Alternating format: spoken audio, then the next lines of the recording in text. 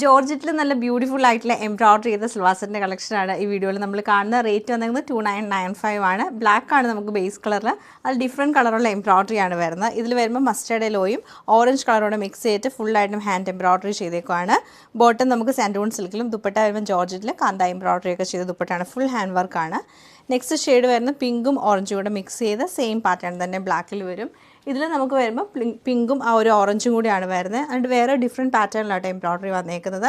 Sequence work കൊടുത്തിട്ടുണ്ട്. ഇങ്ങനെ സൈഡിലൊക്കെ നമുക്ക് സ്വീക്വൻസ് വർക്കും ആ ഒരു ഹാൻഡ് എംബ്രോയിഡറി ആണ് ചെയ്തേക്കുന്നത്. പിങ്ക് ആൻഡ് ഓറഞ്ച് കളർ കോമ്പിനേഷനിൽ വരും.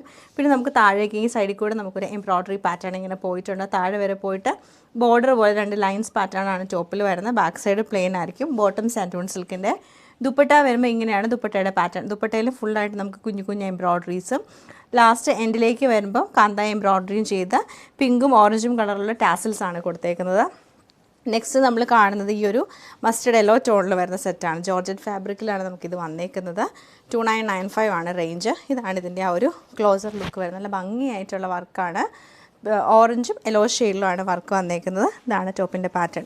ഇങ്ങനെയാണ് ക്ലോസർ ലുക്ക് നമുക്ക് വരുന്നത്. താഴെ നമുക്ക് 2 ബോർഡറും പാനൽ പോലെ 2 ലൈൻസും വരുന്നുണ്ട് സെൻറ്ററിൽ.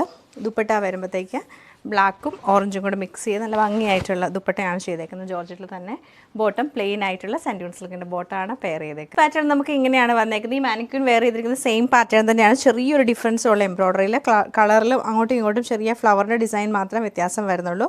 ബാക്കി സെയിം ആയിട്ടാണ് വരുന്നത്. ഓവറോൾ ഇങ്ങനെയാണ് ഇതിൻ്റെ ഔട്ട്ലുക്ക് വന്നേക്കുന്നത്.